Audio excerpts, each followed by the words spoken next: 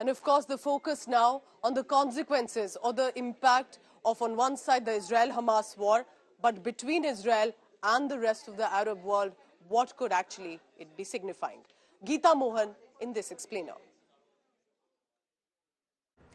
Here in the War Room today, we'll explain the Israel-Palestine war from the prism and the view of the Arab world. How is the Arab world influencing this entire conflict, and how has the conflict been influenced by the Arab world? What is West Asia, that's Middle East, doing vis-a-vis the Western countries, and how is it impacting the war itself?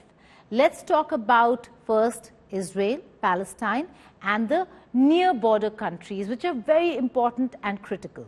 We are looking at Egypt over here. If you look at Egypt, it just borders where the conflict is taking place, which is the Gaza Strip. One of the most critical countries when it comes to this war, because apart from Israel borders, the outposts and the checkposts, Egypt is the only country that has a border with Gaza, and it's the Rafah crossing which becomes very important. Now, what's the situation over here? With Egypt, Egypt maintains ties with Israel, but also advocates for Palestinians and the question of a Palestinian state. Moving further on to the next country on the map, we're talking about Jordan, another very important and critical country in this entire region and between Israel and Palestine. Why? Because when Gaza is bordered by Egypt, it's the West Bank where the Palestinian Authority stays and governs from, is bordered by Jordan. Now, Jordan has ties with Israel, but is also largely pro-Palestine. And why do we say that? Is because when the conflicts were beginning or happening and intensifying in West Bank, a lot of the Palestinians actually moved to Jordan. So Jordan does have a significant Palestinian population. Shifting focus to Lebanon, another area that borders Israel, also houses the Hezbollah militia. A lot of the top politicians in Lebanon are Hezbollah sympathizers. So it is pro-Palestinian with no diplomatic ties with Israel. That's the stand that Lebanon has taken and is going to be significant if and should Israeli troops enter Gaza. That's where the move will take place. Syria, another very important country, absolutely anti-West.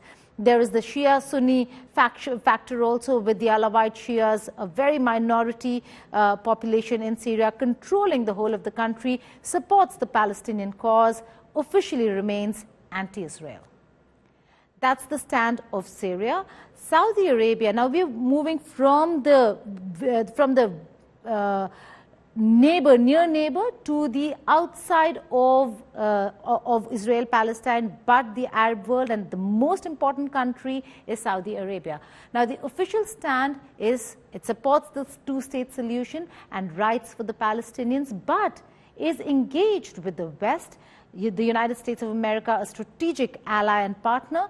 And also, not so long ago, Saudi Arabia and Israel were to sign a peace deal that has come to a screeching halt.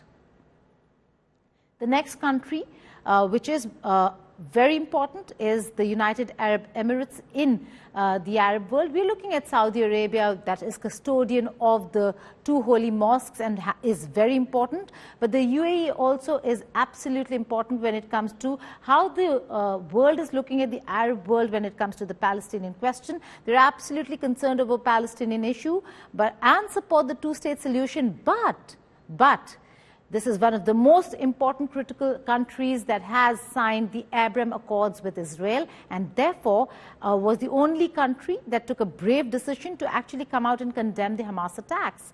Bahrain, again, historically supports Palestine, has newfound ties with Israel because of the Abraham Accords, and that's why it's towing a very careful line. The three countries that are actually towing very careful lines are UAE, Bahrain and Morocco, those that have signed Abraham Accords with Israel for normalization of ties and to engage the country of Israel. Qatar, a significant one when it comes to how Qatar is dealing with the problem of Gaza and Hamas, because it is said that a lot of the top leadership of the Hamas are actually in Qatar. So that's going to be very important. It has ties with Israel, supports Hamas, and gives financial aid to Gaza. The other very important country in the Persian Gulf, just across from these very states, is Iran. Staunch opposer of Israel. They're known to be bêta-noir, so to say, when it comes to diplomacy. Significant benefactor to Hamas. Has been funding, aiding Hamas. A lot in the international sphere say that the proxy war that Iran fights with Israel is through Hezbollah and through Hamas. So it's going to continue supporting this very fight of Gaza through the eyes of Hamas, through the prism of Hamas, which is how they look at Hamas. No condemnation from these countries, but certainly concern with regards to growing tensions, and that tension will have a huge spillover effect, which is why we're looking at other countries in the region where Turkey comes in. Turkey has said that they can play a very important role over here. It recognizes the state of Israel, but also opposes any airstrikes in Gaza. Warnings have come from two very important countries, Turkey and Iran, when it comes to military strikes, or for that matter, incursion into Gaza, which is any military offensive that enters Gaza will be dealt with very strongly by Iran and Turkey. Kuwait, again, has no ties with Israel, supports the Palestinian cause. They're all keeping a wait-and-watch kind of a policy. They're trying to see and gauge how things get. But that's the Arab world, where the United States of America is playing a very important role.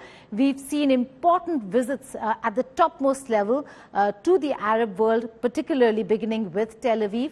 The position is very clear that the Israeli nation has a right to defend itself, but also a very strong statement coming in that Gaza cannot be occupied by Israel yet again. So there is a warning there. And all the meetings that U.S. has had in the Arab world, the message is this, that for now, we are tolerating this, the actions, the military offensive by Israel.